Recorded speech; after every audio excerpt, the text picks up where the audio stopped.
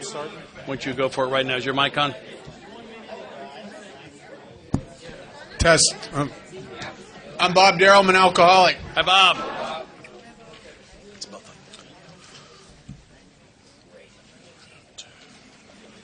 I want to talk about a couple of men's that some of you may identify with. One of the when I first got sober, I had done so much damage with my mother and father that we hadn't talked in quite a while, and they would not take my calls anymore. I know I called from a county jail, and when the operator asked him to take the calls, they hung up. They wouldn't help me anymore. I was not welcome in their house, and it wasn't that my parents didn't love me. I had just broke their heart repeatedly over and over and over and over again.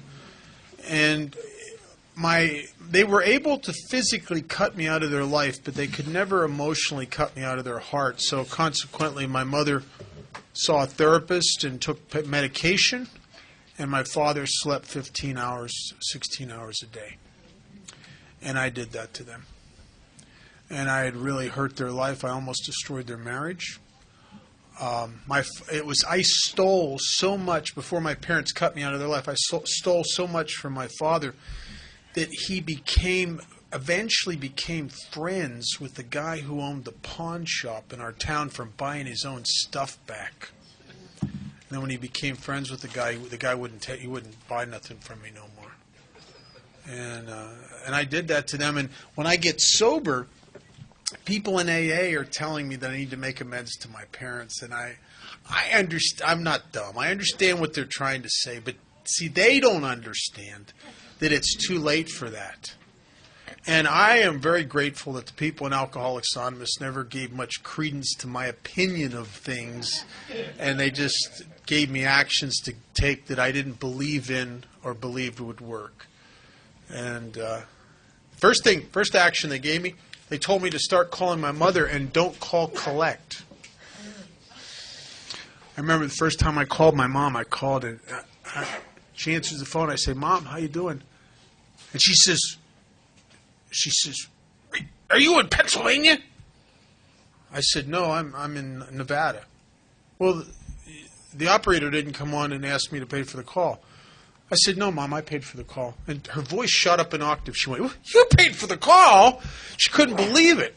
I had always called collect. It was like I had some kind of sick sense of entitlement, right, with my parents.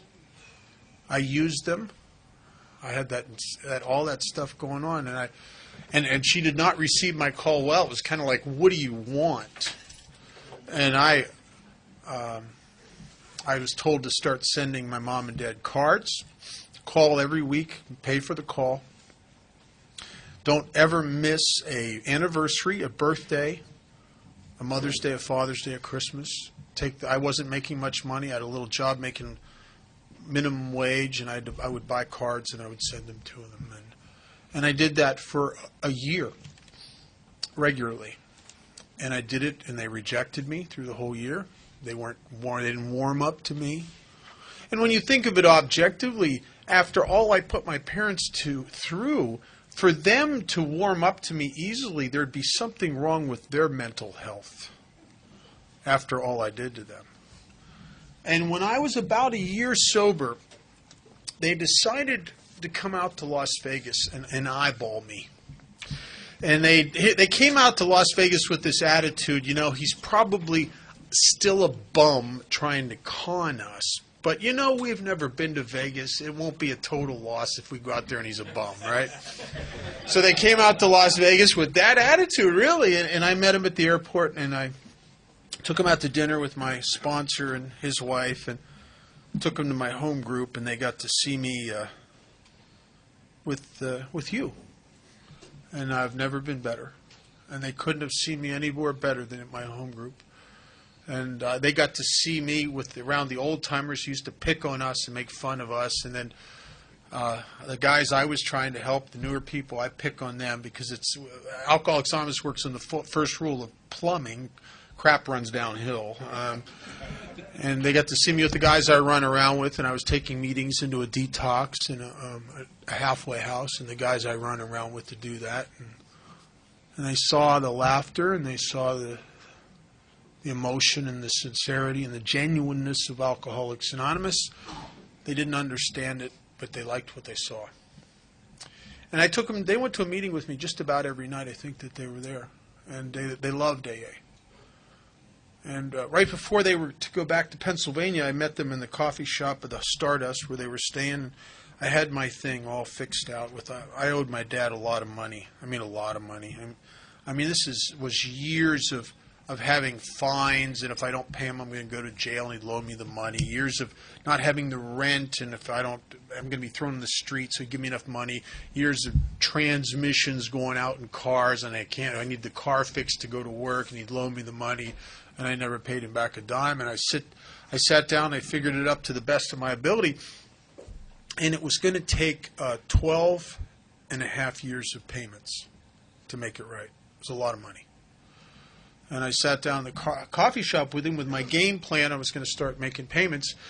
And he looked at my mom, and then he said to me, they kind of smiled at each other, and my dad said to me, he says, "Look, Rob, we don't want you to pay the money.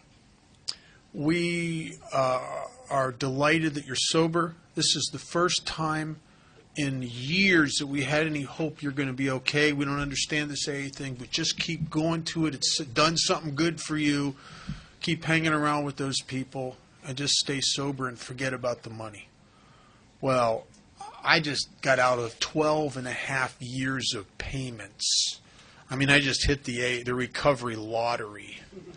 And man, I'm delighted. And I'm leaving there to go over to my sponsor's office to tell him the good news, man, and I'm just excited. I'm thinking about other people I owe money to, how I could convince them to see the light like my parents did. Way over there, and I get to my sponsor's office, I tell him the good news. My dad said I didn't have to pay him, and my sponsor said to me, "It doesn't matter. It's your debt. It's your integrity. It's your debt. You have to make this right." And I thought, what are you talking to my dad? There's no way to do it. There's no way. If I send my father a little check every month, he's probably not going to cash it. He doesn't need the money, really. I didn't know what to do, and my sponsor just said, "I believe if you're willing, God will show you a way." And the universe started moving around.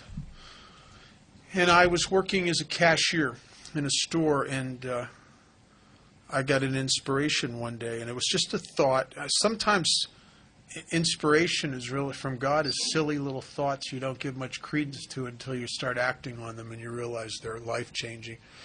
And the little thought was, well, I run this cash register, and this is in the late 70s. Every single day we would get silver coins, wheat pennies, war nickels, silver certificates, gold certificates. There was still a lot of that stuff. Silver $50. A lot of that stuff was still in circulation. And every day some of that would come through those registers. And I thought, my dad has one hobby that it's almost an obsessive hobby. He's really into it. He collects those kind of coins, all that stuff. He'd sit for hours at the kitchen table with that stuff. It was like his deal.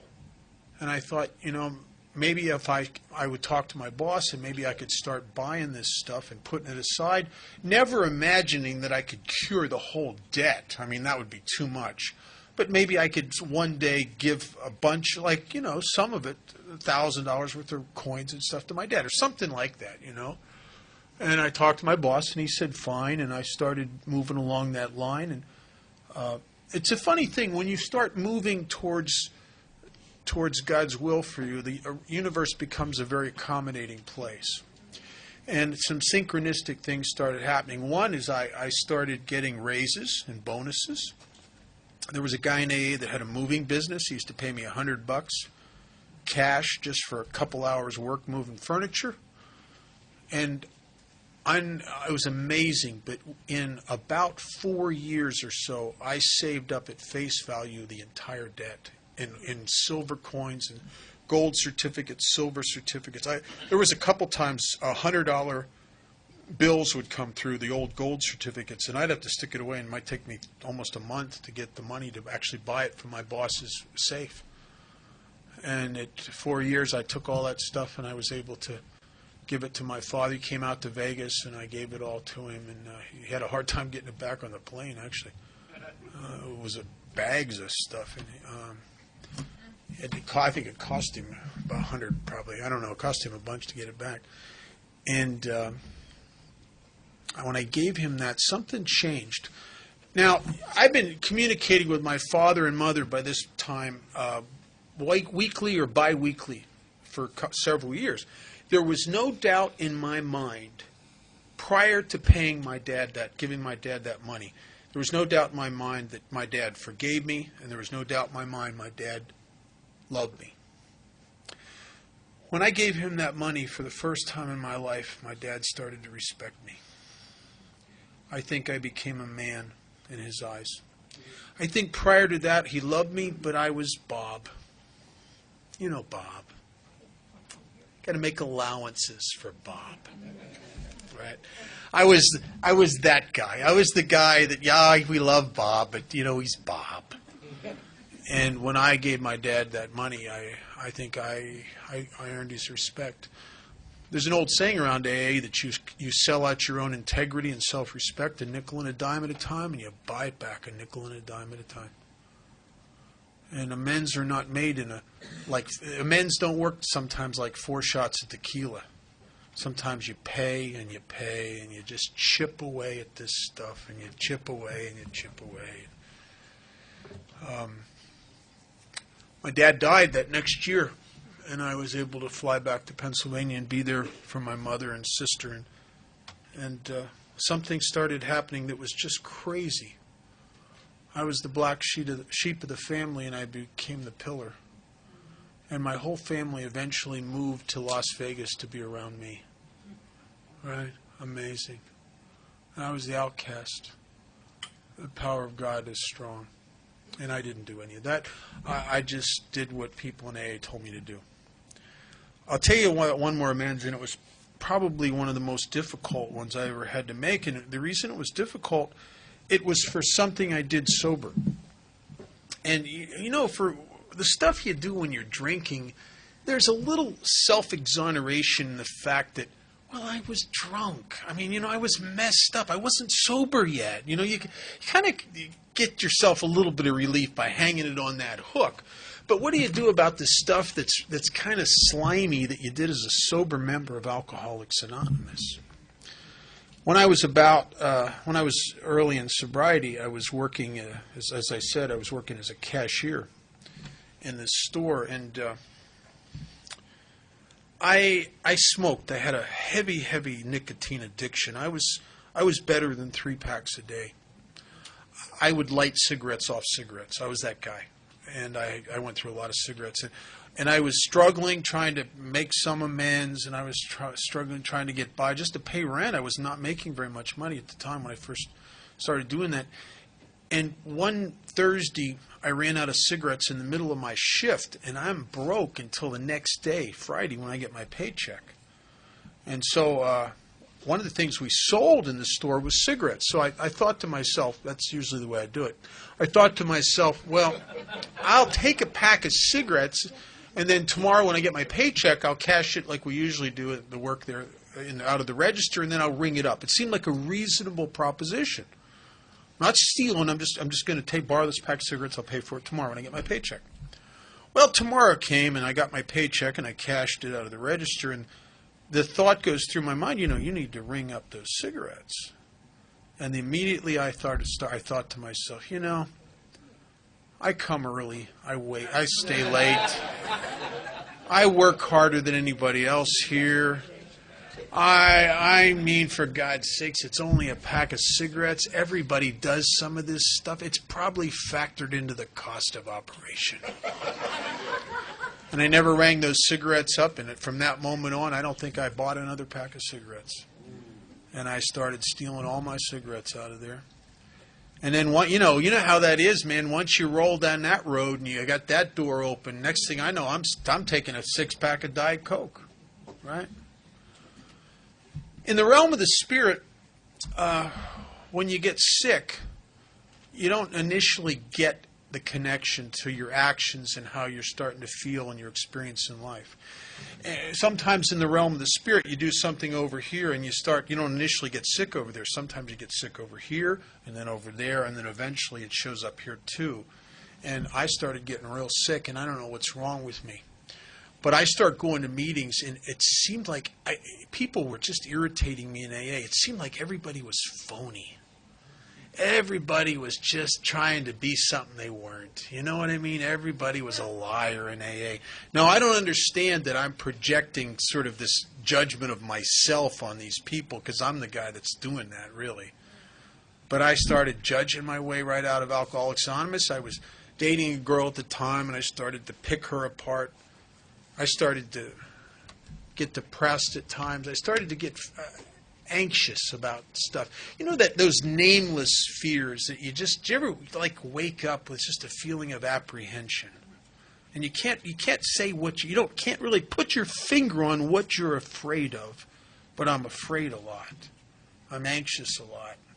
Free-floating anxiety, and I was starting to get some of that again. And then eventually I started picking my boss apart. And the guy I worked for was a good guy. I mean, he never mistreated me. He was really a good man. And I started picking him apart the way we can do. You know, you get that mindset. You could pick apart Mother Teresa with the right alcoholic mindset.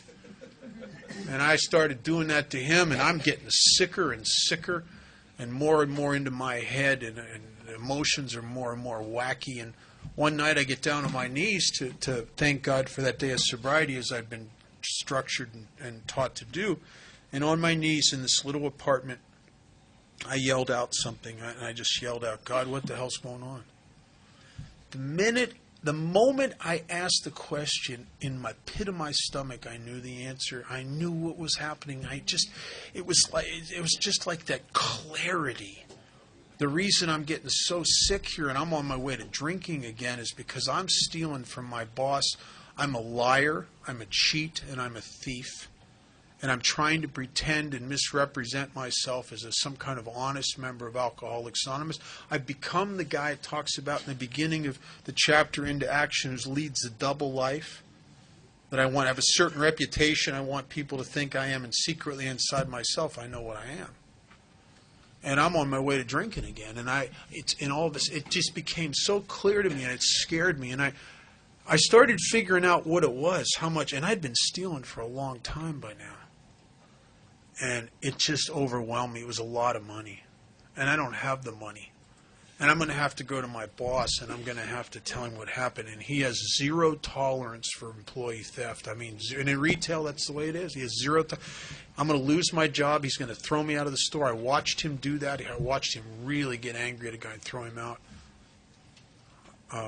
Hope he doesn't prosecute me. I don't have the money to pay him. I'm going to have to try to get another job. Now I get another void on my resume, and I had a bunch of voids that are kind of hard to explain, where I didn't work for long periods of time, and I got another one I can't talk about, or I'm afraid to tell people that he's going to check with him, because they're going to say, "Don't hire him, he's a thief." And the worst part of all, I think, was the guy that I had to go face had heard me ramble on about my rigorous program of honesty in AA. I couldn't stand myself. And sometimes great things come from a place you get to where you get to that point you can't stand yourself. And I went and talked to him, and I told him what had happened, and he did not take it well. He started yelling at me, and I just stood there and took it because I knew I owed it. I deserved it. And he didn't fire me. Surprised me. He did not fire me. And so I made up my mind. I told him I will pay back every cent of this. And I figured out to the best of my ability the amount. Then I added on another 10%, and then I added on another $50. And the reason I did that is I know how I am. If I'm going to misjudge the amount, it's probably not going to be in his favor. Right? You know, and I was at a point where I wanted to be free of this so desperately, I would chance overpaying it and get clean in here than to screw around here and might miss it the other way. And I started making payments on this guy, and within no time at all, man, I liked working there again. Within no time at all, I'm doing good. The book says in the Nine-Step Promise, we'll be amazed before we're halfway through. And I started paying this back, and oddly enough, within 30 days of my making the last payment, about 30 days after that, I was not looking for another job. I was very happy there. A guy came to me and offered me a job with an opportunity for management in a related business, and it was much more, considerably more money. And I said, yeah, absolutely. And I put my notice in, and I went to work for this new guy, and I never stole a dime from him, never even took home a ballpoint pen. And I did what Chuck Chamberlain had taught me. I went to work for one reason and one reason only, and that was to help God's kids. I went to work trying to forget about myself and think about the customers and the other employees, to be of service. And in no time at all, I was running that joint. I was getting bonuses. I was making a lot more money, which was helping me facilitate other amends. After a while, I'm at a restaurant, Denny's restaurant one night, and I run into the guy I'd stolen from and paid back, the guy, my old boss, and he's there with his wife. And I started talking to him. I said, yeah, how you doing? He said, well, I'm not doing that. He says, I'm all right, I guess, but I'm kind of a little disappointed. You may have heard I was going to sell my store. I said, yeah, I'd heard something about that. And he said, well, it fell through because of the slot machines and everything. The guy couldn't get past the licensing investigation. And he said, I thought I was going to be able to retire and get free, and I got it back in my lap again. And he said, I guess it's just not in the cards for right now. Maybe I'll find something else will happen. And I had an out-of-body experience. I stood there and I heard myself say to him, it was embarrassing, I heard myself say to him, oh man, I'd like to buy your store. The minute I heard the words come out of my mouth, I started backpedaling. I was embarrassed. Then I went, I don't know why I said that. I don't have any money. I'm just kidding. And I couldn't believe I said it. And he's asked me some questions, and one of them was, what's your day off? And I told him. He said, meet me here. And I remember walking into the Denny's, and he's sitting in a booth, and he's got these papers laid out on the booth next to him. And I sit down across from him, and he makes me a proposition. He says, if you put your notice in and come back and work for me and run my business, he said, it's not doing very well right now. Or the guy's kind of running into the ground that I thought I was selling it to, because he took it over for a while, and he's not doing very well. But if you can get it back to where it's rocking and rolling again, get the numbers up, and it's profitable, out of those profits, you will get 10% of the business every year. At the end of 5 years, he says, I'm out of here. Let the business make a few payments after that, and we're done. Now, I'm a guy with no education. I'm a guy whose resume includes telemarketing, selling blood, selling drugs, digging ditches and washing dishes and running a cash register. I mean, this is beyond anything I could have imagined. And I said, absolutely. And I started running that joint, and I started doing everything AA told me to do. And when I took that business over, it was doing about $600,000 a year. And I started opening other stores and expanding the business out in other areas. And I think at one point we were doing almost $10 million. And I bought and ended up owning all the real estate that came with the company and the commercial properties. And I sold that company about 5 or 6 years ago, and I was able to retire very well, and with a financial freedom that gave me the ability to do things I've always wanted to do. I'm singing and playing with a blues band, and I'm writing music, and I'm producing TV shows, and I'm doing this for fun. And it may turn out to be very profitable, it may not. It doesn't matter. I'm just doing it because it lights me up, and I like the way I feel when I do it. And I think I stood at a turning point in a cheap little $200 and some a month apartment in Las Vegas, where I could have went right or left. Right, maybe I would have drank, I don't know, but I went left. And I bit the bullet, and I walked through the fear, and I made the amends, and it changed my life. And I didn't expect that. All I wanted to do was I wanted to get this thing off of me.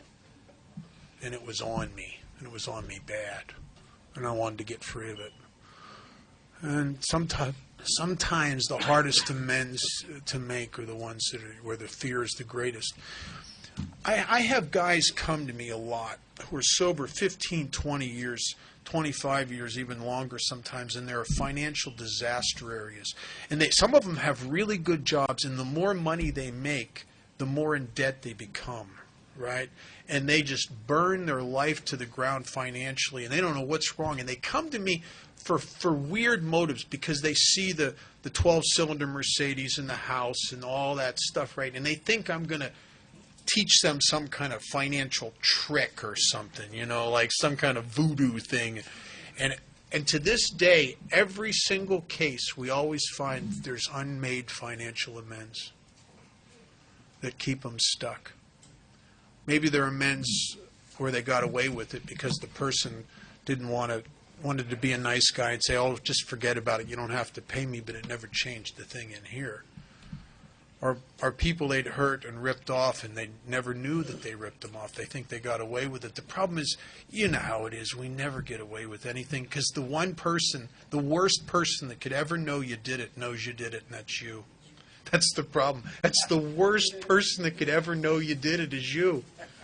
And you can't escape you. And that's the problem. You can't escape you. And the God within me always knows what I am because He's more of me than I am. And so we start to do this, to clean this stuff up, and I've watched guys' lives just turn right around. I'll turn it back over to Scott. Page 127 is a statement of spiritual cause and effect. It's almost a promise, and I think it has a lot of relevance for those of us who have lived in a lot of financial insecurity and fear and anxiety about material stuff and money. Right dead in the center of the page, it says, although financial recovery is on the way for many of us, we found we could not place money first. We must place spiritual principles first. For us, material well-being always followed spiritual progress. It never preceded it. Now, I know a guy, I know several people actually that have been sober a fair amount of years and have made millions and millions of dollars. And I got to tell you something, they have no material well-being. They're driven, anxious, uptight people about money. And they have more than they'd ever need, and it's never enough, and they can never have enough, and they're most miserable people when it comes to that. They never enjoy one dime of it. I know other guys that make very little bit of money, but they've sacrificed and they've paid back all their debt, and they have an amazing level of material and financial well-being because they know that they're free now, and they know that there's nothing inhibiting them from receiving God's grace. There's a promise in the third step, and it says we have a new employer in being all-powerful. Remember, there is one who has all power, and if there's one who has all power, that means you don't got any, because there ain't none left. There's one who has all power.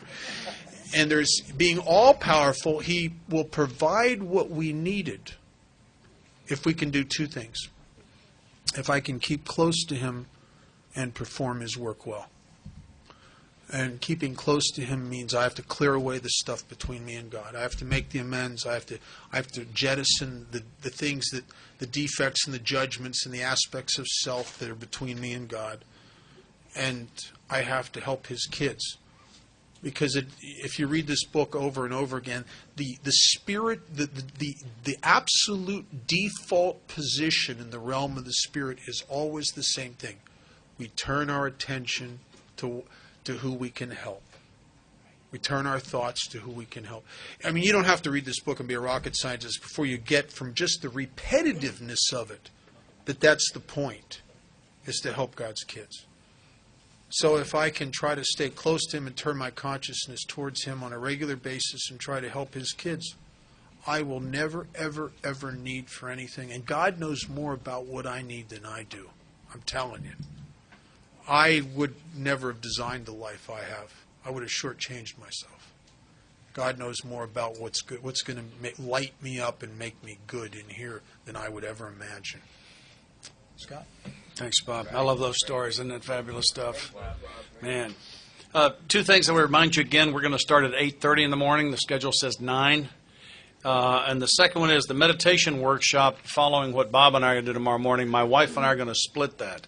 As those of you who are here today know, she has a tremendous gift for guided imagery. She's going to talk a lot about meditation. She's going to read some Al-Anon literature. I'm going to read from the 12 and 12.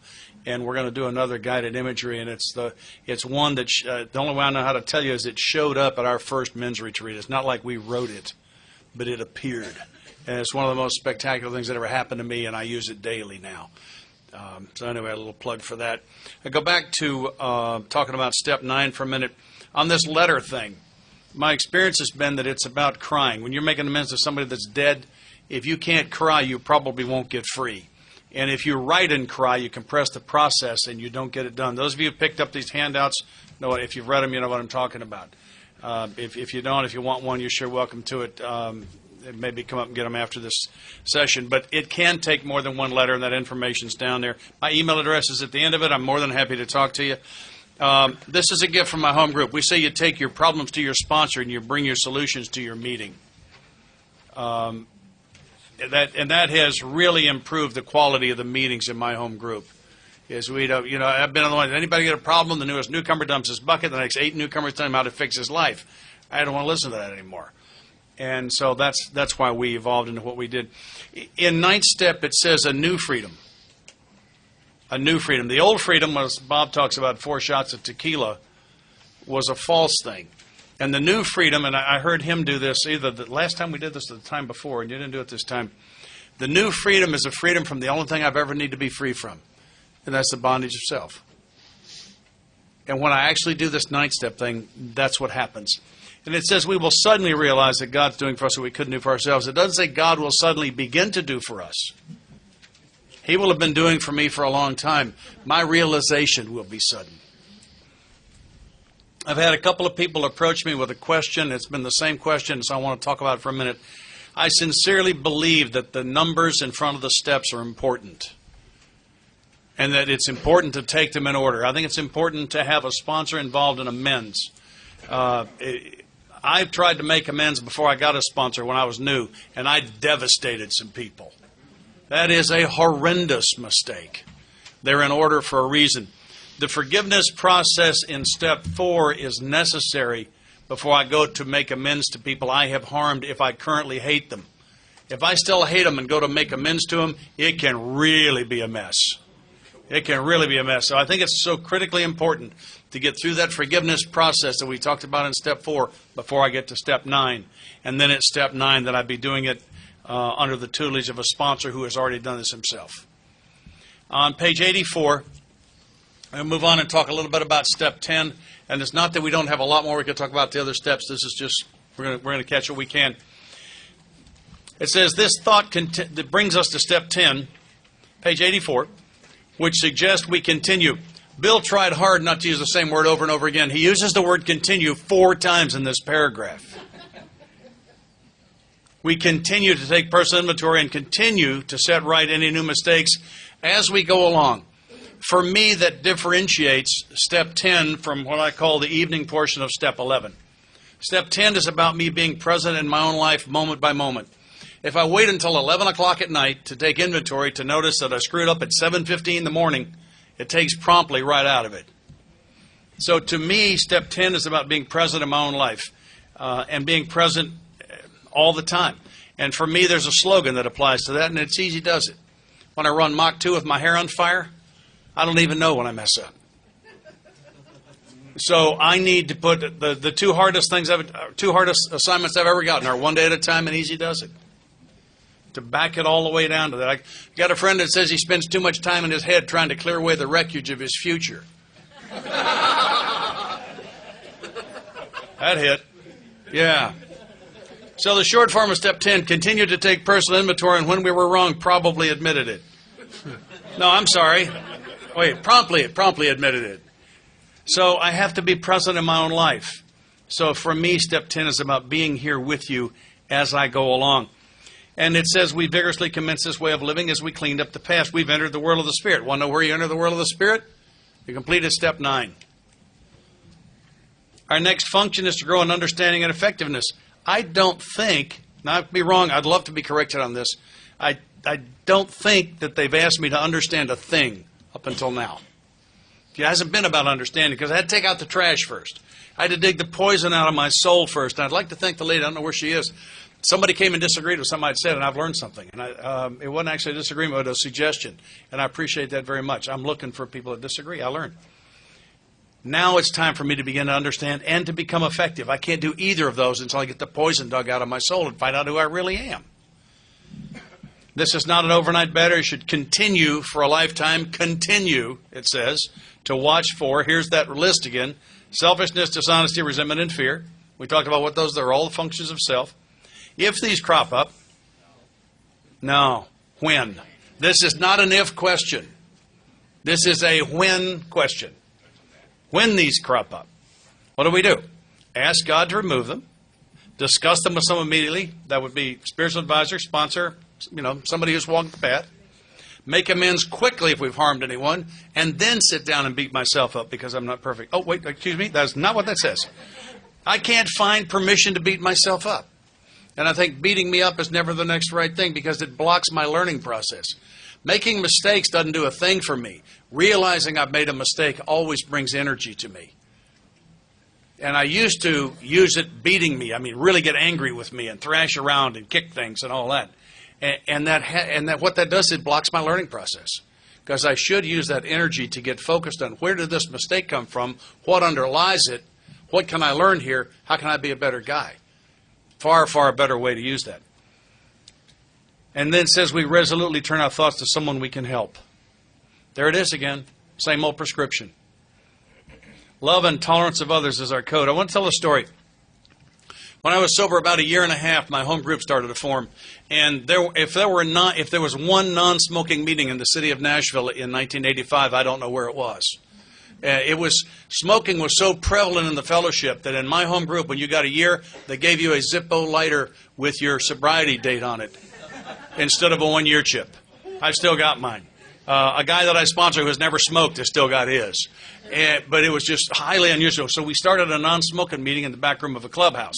And we would open with everybody else. They said, anybody who wants to have a non-smoking meeting, go in the back. And however many, 4, 5, 6, or 8 of us would go back there. And this one guy's name was Edward. And Edward would say, I'll chair. I thought, I'm going to strangle him. I just know the world will be a better place when Edward is gone. There's just not any question about it. And this guy he just frazzled me all the time. And I kept hearing people say, if you spot it, you got it. And so one time I heard that. You know what a revelation is? A revelation is when I figure out for myself something you've been trying to tell me for 6 months or longer. That's a revelation. You write that down if you want to. And I realized that. And so I thought, okay, the next time Edward does something that bends me up, I'm going to search myself for it. Holy mackerel, I found it. And so the next time he did something that made me mad, I looked and I found it again. And I started following Edward around like a puppy. And I don't know if I was bending him up, but he was twisting me. And every time he did something that made me mad, I searched and found it. I don't know how much I learned from him, but it was a lot. I miss him because I learned so much. He had all my character defects. He had them much worse than I did.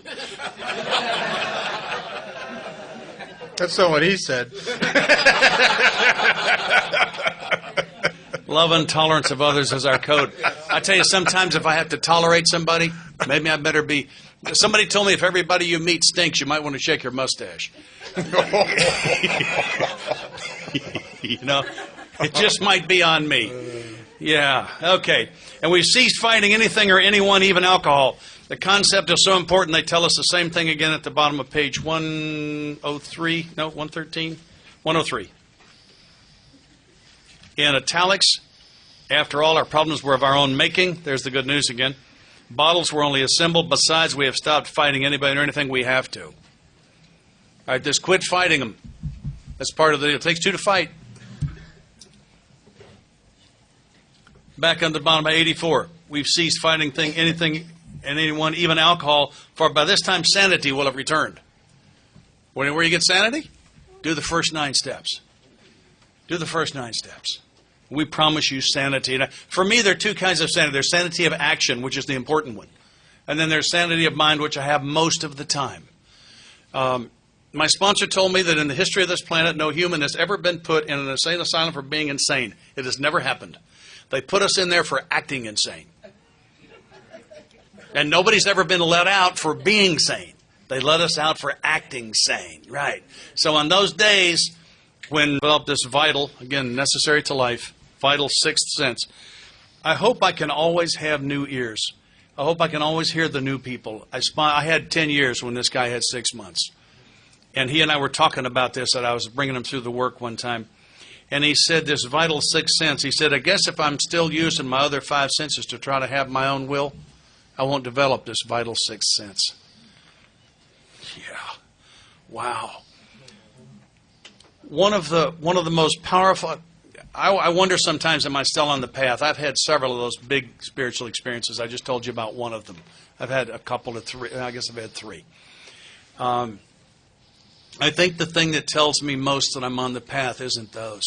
It's the fact that I find things about me that need work, not things that are wrong with me. Discovering something else about me that needs work never feels good. Identifying the problem, though, was the first step toward fixing it. And the reason that this is evidence to me that I'm on the path is the day before I got to recovery, there was nothing wrong with me, thank you very much, and if you guppies would just shape up, this place would be just fine. And the fact that I'm finding things about me now that need work is not a cause for me to be sad or unhappy with myself. It is the clearest of all indications that I'm on the path. That was an important lesson for me. My sponsor said prayer is not an opportunity to change God's mind. It's not a sales presentation. This is a chance for God to change your mind. I think he was right about that. I'm going to tell a story. I have permission. I sponsor a young man we call Hippie James. Hippie James he's a hippie that got born 3 generations too late. And today is his 24th birthday, and he's 6 or 7 years sober. I'd have to look. Yeah. And he's in college. He's having a long, not terribly distinguished, but a long college career. And just a character of the first order. I guarantee you, when Hippie James starts talking, my home group freezes, because he is really carrying a message. And he told this story. He claims that there's an outfit that makes music, and their name is Fish, but they spell it funny. I'm 65 years old. I'm willing to take his word for it. I don't really need to know. And they were going to have their last concerts, what he said. I told him it was their last concert, because I've been watching these music guys for a long time. And it was going to be up this way somewhere, Vermont, New Hampshire. Did I get that right? New Hampshire? Was it Vermont? Okay. And so he's going to go. Nobody would go with him. So in Nashville, Tennessee, Hippie James gets into the Hippie Mobile, and he drives 32 hours nonstop to wherever this place is in Vermont to discover that the car line to get into the campground is another 10 hours. Yeah. And he's a whooped pup. And he's going to sleep behind the wheel, which is not a serious problem in a parked car. The problem is that people are passing him, and this 10 hours is stretching. So he gets out of the Hippie Mobile, he pops the trunk, he pulls out the Coleman stove, he sets it up on the trunk of the Hippie Mobile. If you saw the Hippie Mobile, you wouldn't think much of that either. He fires it up, and he's making coffee, and he's making soup. And he's eating it, drinking the coffee, and he's sharing it with the people in the vehicles around him and talking to them. He said, because what I realized was that if I were going to stay physically awake, I was going to have to stay physically active. And then he said, if I'm going to remain spiritually awake, I'm going to have to remain spiritually active. Powerful. Page 156. Phenomenal amount of information in this one paragraph. Could go in many of the steps. I'm going to stick it in here. Paragraph in the middle of page 156. This is Bill and Bob, and they're only 2 sober. But life was not easy for the 2 friends. Plenty of difficulties presented themselves. Both saw that they must keep spiritually active. That's what Hippie James said. One day they called up a head nurse of a hospital. They explained their need. Did you hear that? Their need was to go and try to give this away. They had a need to go and do that. I think it's a powerful, powerful piece of information. For those who are hiding behind the fact that the steps are only suggested, we have good news and bad news. The good news is you're right. They're only suggested. The bad news, they're the only suggestions we got. Yeah, I'm going to get controversial again. We're committing murder with the phrase. The phrase is don't drink and go to meetings. You'll die from that. That'll kill you. My sponsor asked it this way. He said if sitting around with a bunch of other alcoholics talking about our problems is going to get people sober, wouldn't the boys under the Woodland Street Bridge in Nashville, Tennessee be sober tonight? Because that's who they are and that's what they're doing, and it doesn't work for them, and it doesn't work for us. Here are the steps we took, which are suggested as a program of recovery. That's where it happens. I think the meetings are terribly important. My sponsor says, quite sincerely, he believes the program works better for people who do not drink between meetings. I think that's a very good point. I think the not drinking part's important too. But the fact is that what I need is this spiritual awakening. And the way I get that is by actually doing these steps. Not learning them or believing them or interpreting, but actually doing them. That's the piece that changed my life. And that's what we're here to talk about. We'll go on with 10? Yep. Thanks, Scott. I'm Bob, still an alcoholic. This line has always struck me in the beginning of step 10 where it says, we have entered the world of the Spirit. So somewhere in the first 9 steps, something has happened to us. I noticed something all my life, and it used to aggravate me, and I never understood it, but there were guys and gals that I was in school with, that I later worked on jobs with, that I was involved in different areas with, that for some reason these people, everything they touched turned to gold. Their relationships were wonderful. Everybody loved them. If they entered into any kind of art thing, it just took off. If they entered into business, they did very well. It's like they had the magic touch. And their lives were very, very successful and rich and full and happy.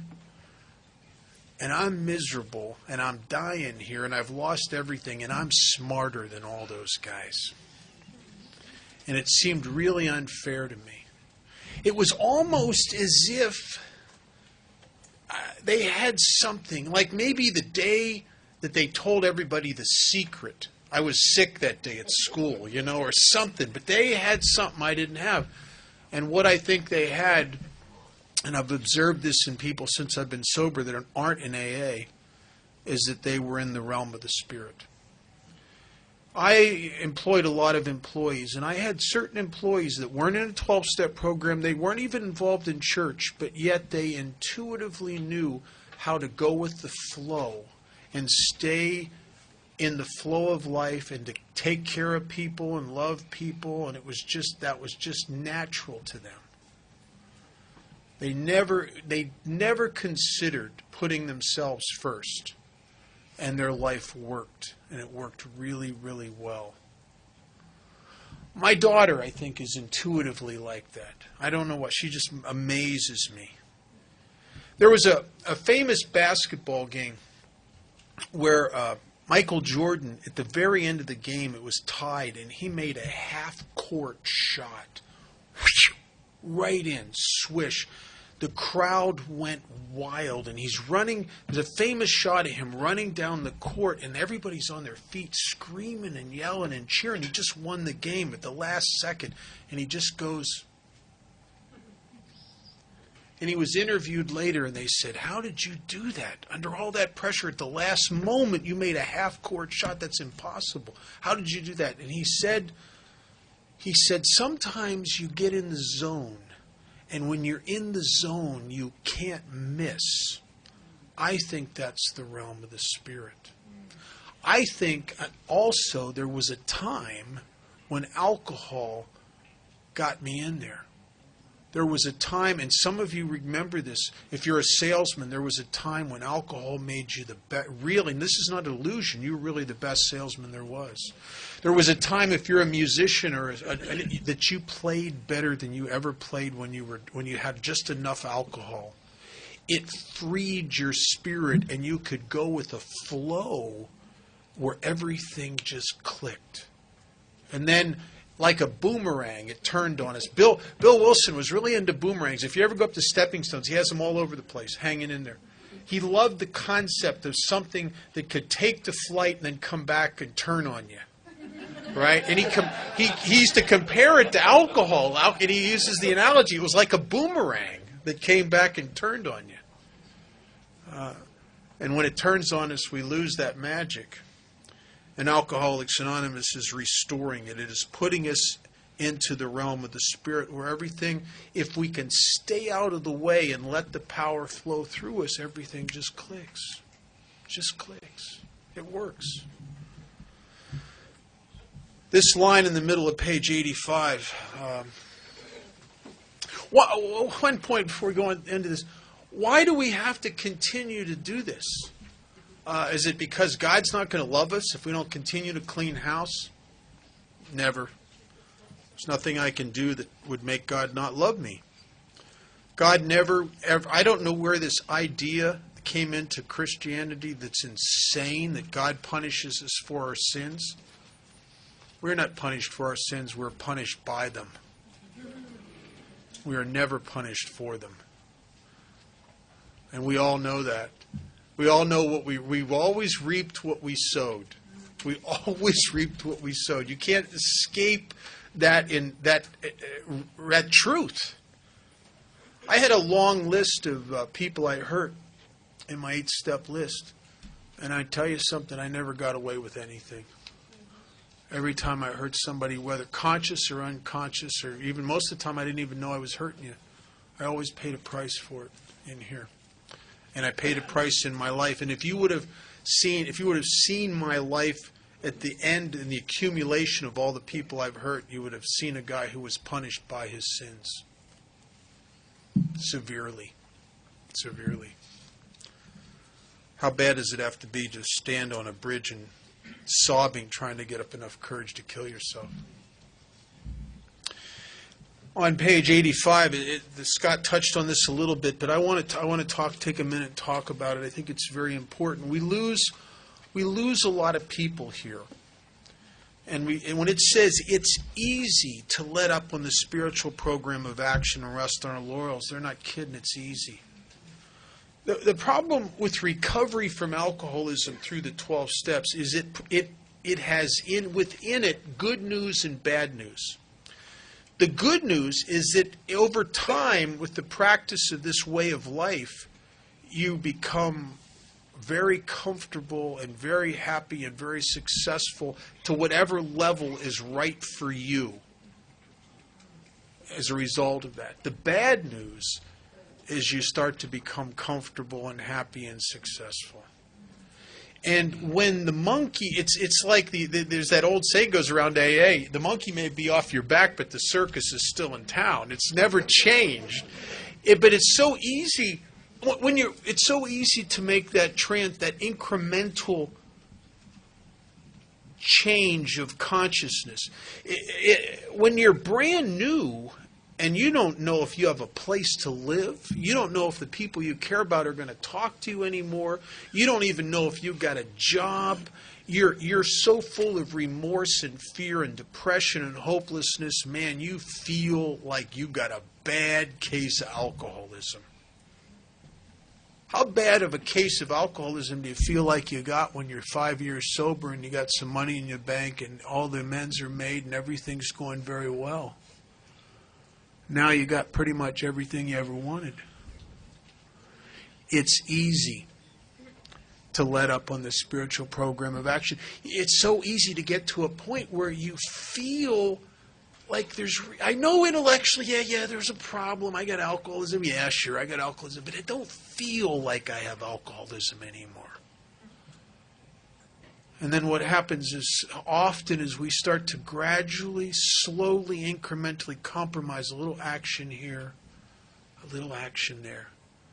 Now I'm not going to 8 meetings a week anymore. I'm going to 3. Now I'm not calling my sponsor unless I get through something and just tell him what I did in case he ever needs that information. I don't really have time for service and 12-step work. Let the newer people do that. Me and God are good. I don't have to. We're fine.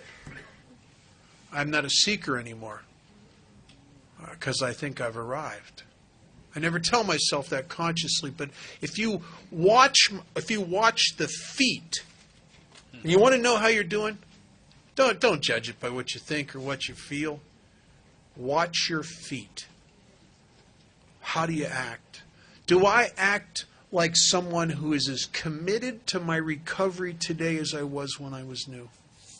I hope if you were to come to Las Vegas and follow me around for a week, you would come away with that. If for nothing else, you would come away with a sense that, boy, that Bob's got a bad case of alcoholism. You see all the crap he's got to do every week? I hope I look like somebody who's just as serious about this program as I was 29 and a half years ago. Dr. Silkworth wrote an article on relapse that's stellar. If you ever get a chance to read it, it was in one of the first grapevines. And he compared relapse from alcoholism to different other diseases. And the one I liked the most, he compared it to heart disease. Certain types of heart disease are chronic, exactly like alcoholism. And one of these guys he'll have a heart attack, and all of a sudden, if he lives, they'll put him in the cardiac care unit and they'll stabilize him.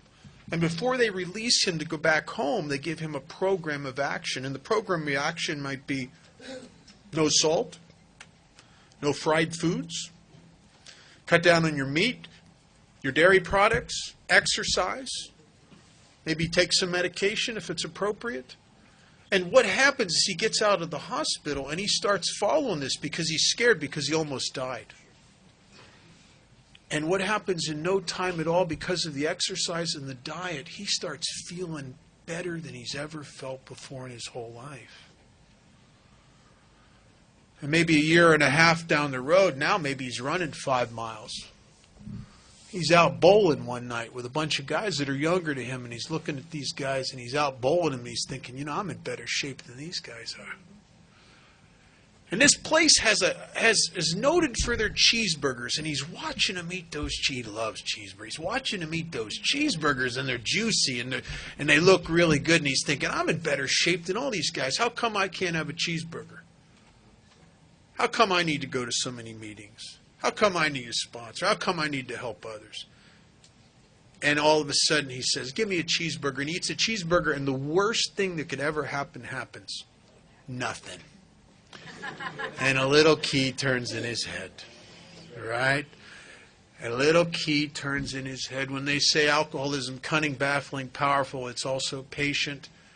And then all of a sudden, gradually, he starts compromising his actions. And then one day, out of nowhere, a 1,000-pound weight slams him in the chest.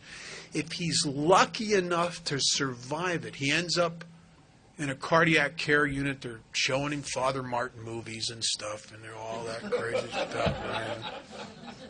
And they give him another program of recovery, and he's back to square one. We lose a lot of people like this. It's tied into a delusion that it talks about in chapter 3 that is why we lose people that are sober 10, 15, 20 years. It says the delusion that we are like other people. And the chapter is called more about alcoholism, so that must mean people don't have alcoholism. The delusion that we are like other people, or presently maybe like, after 10 years, has to be smashed. Alcoholism is not something you can ever get over. If you have this chronic, permanent disease of alcoholism, you will always live in the shadow of it. You can live a tremendous life, provided you keep in fit spiritual condition and you do certain things every day. Just like the diabetic can live a great life, watches his blood sugar, his diet, exercise, medication, does everything he's supposed to do. There's in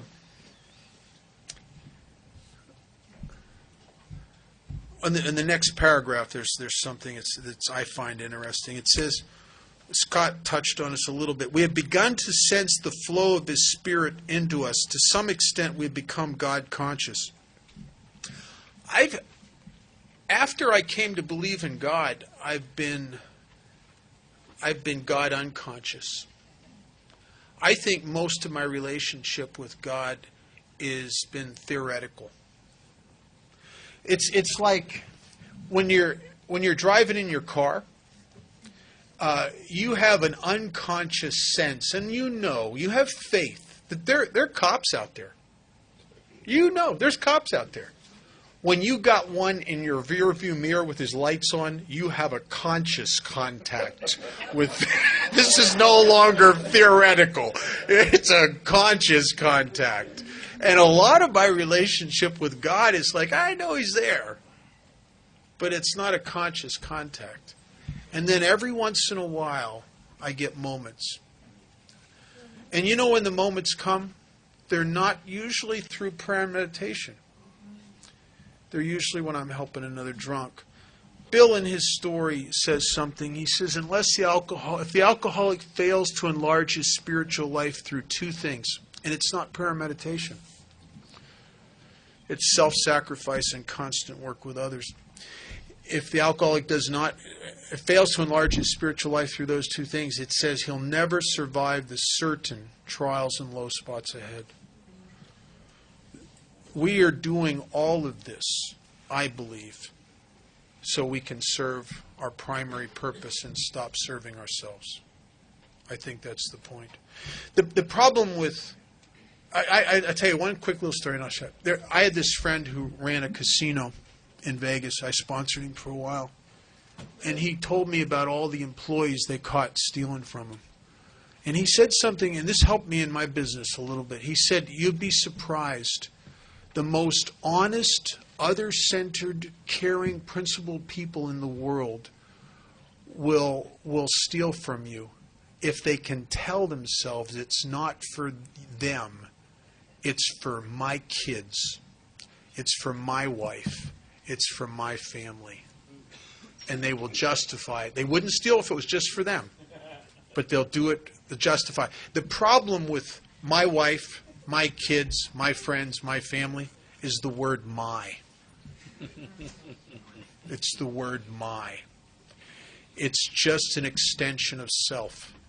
That's why in Alcoholics Anonymous, we're so big on helping strangers. Every once in a while, you probably run into guys that say, well, can't I just do 12-step work in my house?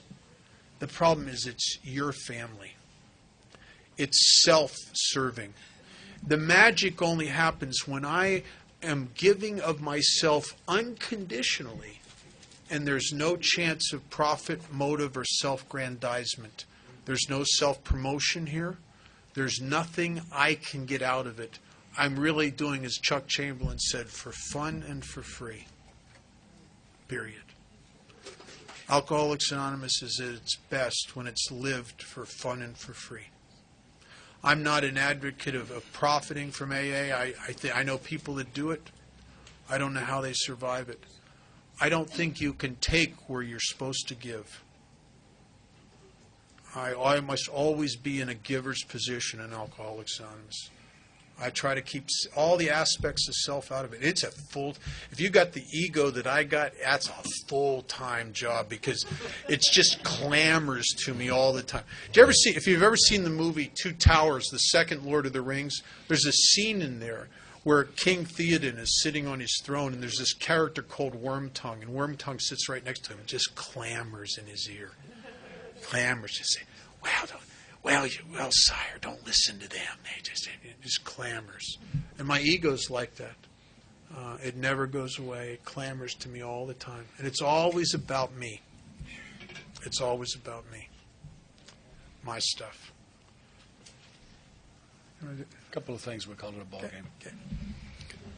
Gift from my sponsor. Don't let the things that AA brings you take you away from AA. That's a pearl right there. Don't let the things that AA brings to you take you away from AA. Someone asked Miss Linda one time what she thought about all the time I spend doing meetings in jails. I'm rather involved in that. She said, I love it because I love who he is when he comes out of there. And the ones where they work the most, the ones that I get the most out of are the ones where I don't want to go. My team is playing on TV tonight, and I got the jail commitment. And I don't want to go. I walk around the house telling her I don't want to go. She never even responds because she knows I'm going. Because that's the night that I come out of there a foot off the ground with tears running down my face. Because I know that I've been a tool in the Master's hand in somebody's life. And I share an experience that I had a number of years ago. I've had it more than once, but this is the first one. I'm sitting in a little restaurant in Nashville having lunch, minding my own business. And this guy walks up to my table and he says, you don't remember me, do you? And I said, Mister, I apologize if I should. I don't know you. He says, you came into a prison I was in a few years ago, and you spoke, and I heard you, and I believed you. And I'm doing what you said, and I'm never going to be incarcerated again in my whole life. And I would like to thank you for my freedom. And I'm overpaid for the rest of my life. I'm overpaid for the rest of my life. I thought for the longest time that I owed this tremendous debt of gratitude to the men that carried this message to me, my sponsors and some other people. Page 124 says that's not right. This is powerful, powerful stuff. This painful past may be of infinite value to other families still struggling with their problem. We think each family which has been relieved owes something to those who have not. I don't owe it to them. I got here with dead eyes. Did you ever meet a newcomer with dead eyes? And you start working with them and you get them into this thing, and all of a sudden one day the lights are on. Right? I didn't turn them on, but I was involved, and I knew I was a tool in God's hand. And there's nothing that touches that. And those guys that carried this message to me, they got to see the light come on in my eyes. They're overpaid. They were a tool in God's hand, and they know it. And they're overpaid. I owe them nothing. The reason this debt can't be repaid is I owe it to the next newcomer that shows up to my home group. That's where the debt's owed. I owe it to the guys that are in prisons and jails in my city. That's where I owe the debt. And that's why it can never be repaid. Anything else? No. If y'all don't mind remain seated, we're going to have a few moments of silence, and we're going to whisper the Lord's Prayer Don't miss tomorrow morning. kind of gently. Yeah, the sessions that I enjoy the most of what Bob and I do are the next two. Yeah. We save the best stuff for last. I'm not kidding. Yeah. We'll have a few moments of silence. We'll whisper the Lord's Prayer. We'll have a few moments of silence after that.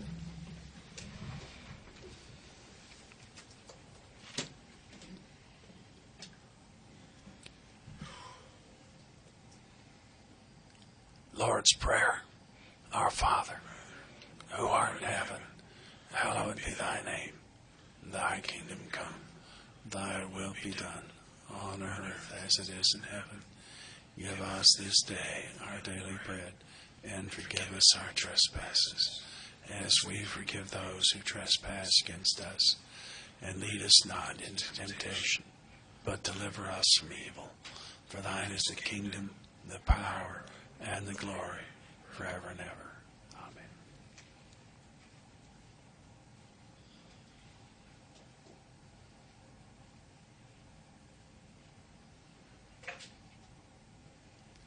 God bless us all. We'll see you in the morning.